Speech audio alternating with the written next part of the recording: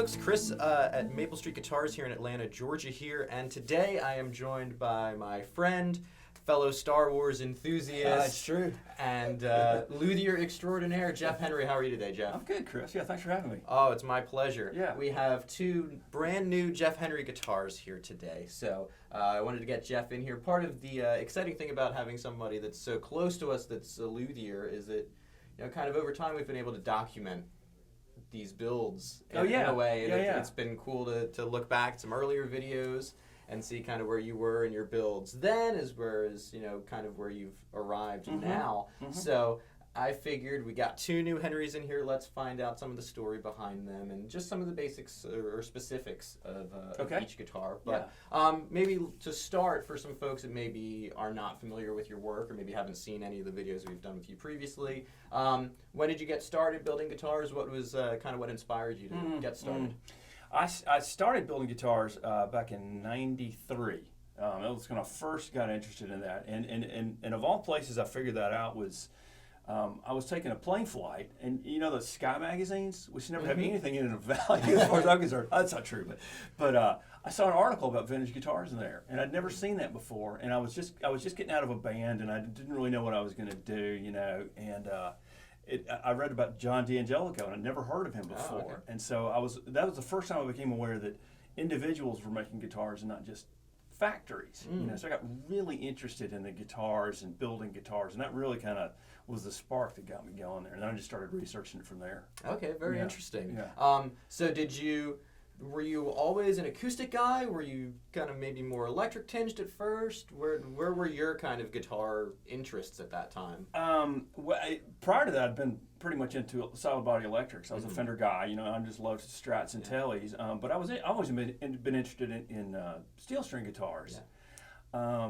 But I think what drew me to these was just the complexity of it and getting to build this, you know, this box rather than just cutting out a form. And you know, I mean, it's much harder than that than making an electric guitar. But, you know, it's. I just was very interested in the bracing pattern and really interested in how you bent the wood, and that just fascinated me. Yeah. So. Had you messed with doing any electric stuff before, like messing with assembling or doing modifications and such on electric guitars? No builds. I remember finding this Telly-esque body behind the shop of a guitar store in Macon. It was in the trash, but it looked like a Telly, so I thought, I gotta have this. Yeah. And so I had this old Sears guitar, and I tried to take the electronics out of it and put it in that guitar. And for some reason, it didn't work out.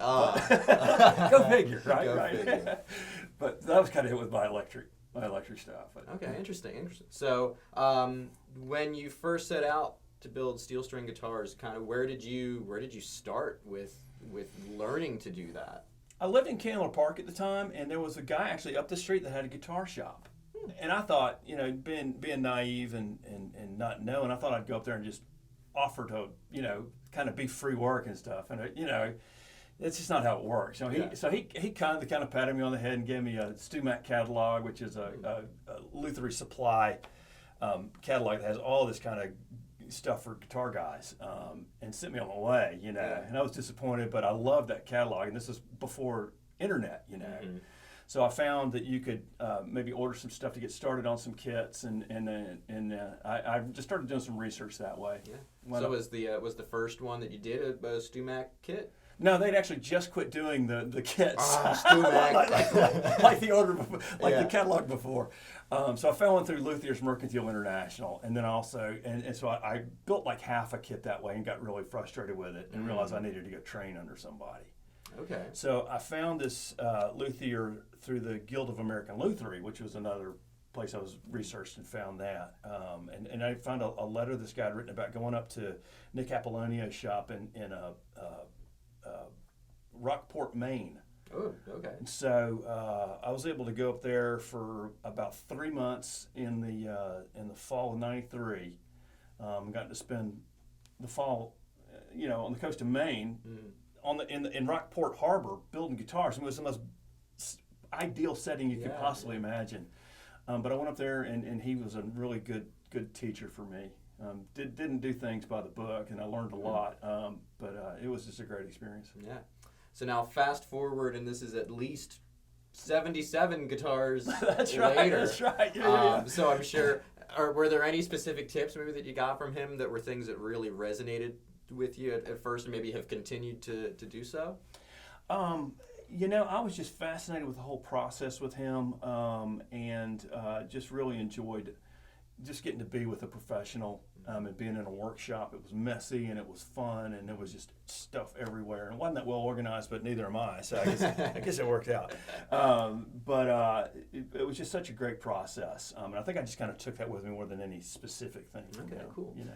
Now, when I see your builds and listen to them, one thing that I've kind of noticed is it doesn't seem to me like you're trying to copy any specific guitars, and whenever I think about brands, I think about like a sonic DNA, a voice, if you will, that goes through any Martin guitar. You know, this is going to sound like a Martin to some degree, for example. Is there a particular voice that you were shooting for, or that you were aiming to achieve with these guitars? What would you describe the Henry voice as, perhaps? I don't think I think I stumbled upon this. I mean, learning from Nick, I learned just to brace, not do too much bracing, and that's kind of where you start with. Not over bracing your top, which is the most important part. And honestly, just studying all the guitar, because I worked here as a luthier, a repair guy for 20 years, and I learned so much just being at the bench here with all these great guitars and not so great guitars coming across the bench there, that I wasn't really thinking about studying them to build, because at the time all I was doing was repair work. I'd gotten away from building, but getting to study the Collings and the Goodalls and the Martins and the Taylors and the Gibsons and all these guitars, and Loudons, and just go on with the list. But from there, when I build my guitars, I was just trying to build something that was light and airy sounding, minimal amount of bracing, just as far as thickness to height, what I got with it is I've got these kind of guitars that have some nice sustain. They have just a real nice overall balance, I think. I don't think they don't have that low end of the Martin, but they have a nice solid foundation, and that's just, I'm just real pleased with how they've turned out, And is that something that's been there all along? Is it something that maybe you're continually striving towards and refining along the way? I'm tweaking it every time I build a guitar. Like with my smaller bodies guitars like this MK here, I'm always thinking about getting some more bottom end out of the smaller guitars, And so I'll go sometimes a little deeper on the sides with them and try some different things like that. Okay. And I really like where the SD is, the slope shoulder dread. So I do like to thin that out too, though. Yeah. But I'm not really changing the dimensions, the depths of them, or anything like so. Well, that might be a nice segue into getting into these particular models. Which the SD and the MK, which of these designs came first for you? The SD. I mean, it's obviously based on the old 45s and stuff from the from the Gibsons and the Martins in that time period, and it's just such a great shape. I've just when I first saw that shape, I didn't like it at all, but I've grown I don't know. I was like, well, it looks like a pear, but I've gotten to where I really love it, and it's been my favorite guitar probably model to build, and that's what I've sold the most of. Okay, cool. Yeah, I just love that shape, and just the shape itself just gives you this lovely, overtones and enough guitar you can really drive it if you want to, and it can also respond at lower volumes. So it's really, really nice. So what are some of the specs for this particular model here? Obviously, I noticed the cool sunburst. I think you were mentioning that's kind of something that you've been starting to do a bit more. But what are some of the general specs of this particular guitar? Standard X brace, of course. Sitka spruce top with the Indian rosewood back and sides and mahogany neck, ebony bridge and fretboard, which is all very standard. And then it's got a 25 3/4 scale. Okay, that's a little longer than maybe the typical full length scale. Yeah, a little bit. It's just a little bit shy of that. It's actually 30 seconds shy of that. But okay. Yeah. So it's a little bit longer. It's got the Waverly buttons, dual action truss rod. So it's got kind of the stuff you want in all your guitars, Yeah. And then I've like you'd mentioned earlier, I've been working on my sunburst, and so I've been really enjoying that. I do a water base finish on them, to try to be a little more environmentally friendly and easier cleanup for me. So, yeah, it works out. Win-win. That's right. I love the tiger stripe guard on this. It's thanks. Nice look, and your purfling and rosette here look great too. Oh, thanks. Yeah, a little herringbone purfling, and then a half herringbone here. So it's just a rope Okay. kind of binding around that. I've got the same thing on the MK as well Nice. on the purfling. Yeah. So would you say that maybe these two are kind of like brethren, two of a? Yeah, two of yeah. I mean, a this is kind? my latest model, and it you can tell it's pretty much a shrunk down version of this one. Mm-hmm. And I was looking to do a smaller model, and one that had a little deeper body for a smaller guitar and a shorter scale length. So this is 24.9. Okay. And so I just wanted to try that out. You have to brace it a little differently, and you know, I like to open up the X brace on that and keep the braces really tall and thin on those, which I like to do on all of them. So yeah, that was a fun guitar. The first one I made was for my daughter, Mary Catherine, and so that's what the MK stands for with that. Yeah, there you go. That's right. nice. Makes it easy to name them. Yeah, yeah, absolutely. Except I've only got one daughter. Yeah. So there's no other So models. that's But this particular one, what's special or unique about this particular MK? This particular one, it's the only other one I made prior to this was maple and a spruce So top. this is number 2. This is number 2 of this model. Yeah. And I also used some crushed turquoise for the rosette and for the inlay and the Looks super cool. I'm not sure if we can it's probably highlight hard to that. see, It's but tough to see. Yeah. But yeah, really. But you don't see that too much. And then a rosewood back and sides. I hadn't done one in rosewood. Of course, I hadn't done it in anything except the maple. And so I really enjoyed making that guitar and just kind of getting to see what it sounds like. You know? Yeah. What sonically? How do they compare between the two? This one's going to be a brighter sounding guitar just because it's smaller, and this one's going to have more low ends. And this one's just wonderful for finger style and strumming as well. This one's kind of good for the hard picking, and so yeah, they'll both talk to you. Yeah. let me showcase the back and sides of this one as well. I tried to stage this to a point where I wouldn't knock things over. Let's see if it's tight spaces here. Yes, yeah. It's unusual having another person in here. Oh, It's yeah, kind of nice. yeah. We've both we're both past our second vaccine now, so it's nice That's having right, a friendly face in here. But here is the SD model there, and then of course the rosewood back and sides, trying to not reflect too much of the light there. But both guitars I think came out great. I actually hadn't even gotten to see this one. It was still in the office when I got things set up. Oh yeah, So we'll be putting that one out on the floor. Yeah, this one just came. I just finished this one up. So where are you building these? I work in my basement.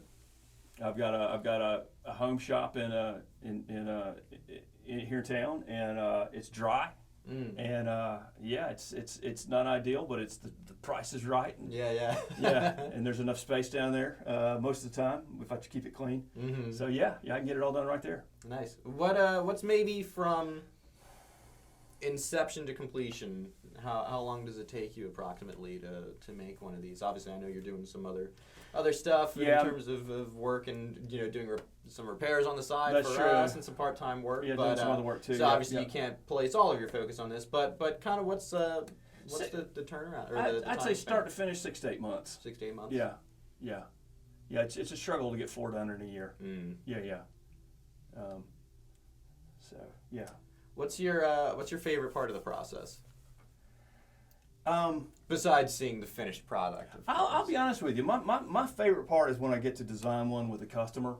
Because they come into the shop and we'll look at the woods and the wood patterns and of course the shape and I'll have them play a couple. What I've got, I usually don't have I never have had a full collection of my guitars, but I've got a couple, and they'll come in with some ideas and they'll push me in directions that I wouldn't have thought of before. Okay, interesting. So like I'm doing a jumbo cutaway now that I'm doing for a customer, and he came up with some different ideas around the rosette and the purfling, which I hadn't thought of before. We're doing a little different inlay pattern on the fretboard, and so that I got really excited about that, And I build 2 at a time, so I often take what they're doing and use this similar motif to the one I'm doing. So yeah, it kind of keeps me in the frame of things. So, cool.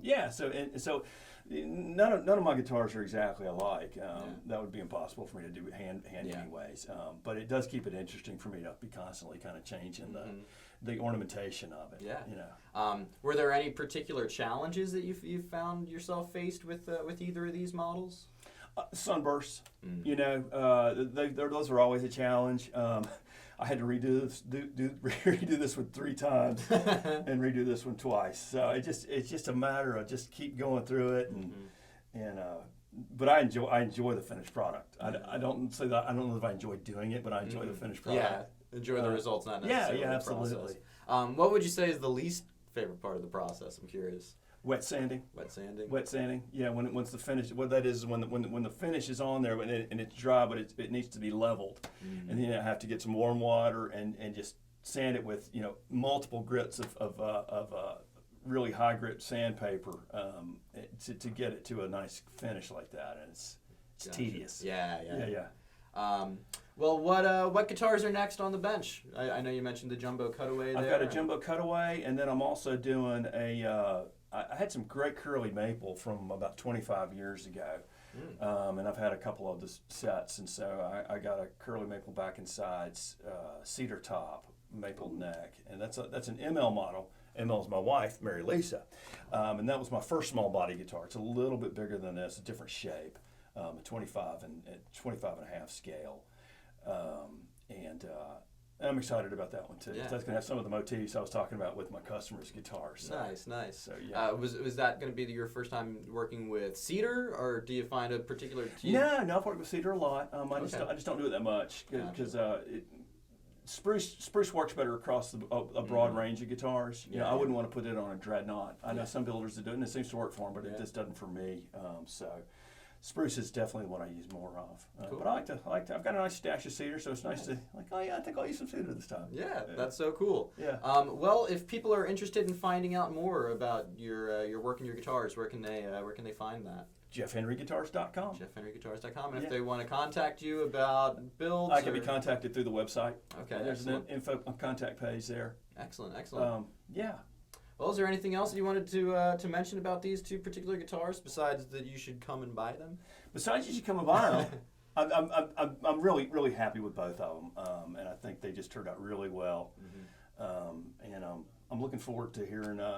Is it you that John did a demo that we're going to be hearing John play them. He played both of them. Great. Yeah. John is the flat picker extraordinaire. Oh, there you go. Yeah. The acoustic guy. So yeah, because I'm good at G chords, but I like to hear people that can really play. Yeah. So yeah, we'll have that video, and I'm sure we'll have links to and from. Yeah, awesome. On that video to this one, and vice versa. But yeah, I know we're always excited to see a new guitar from you come in. It's kind of. With you being part of the team, yeah. It's always just like, oh, cool. What's he got for us this time? Yeah. So we've been really excited with both of these. I'm always thrilled to finally get my hands on them, play some chords, and try to do my impression of an acoustic guitar player. But yeah, we're always happy to see him, and both of these have really knocked us out. So Jeff, thank you so much for joining me today, and thank you for these lovely guitars. And folks, until next time, cheers.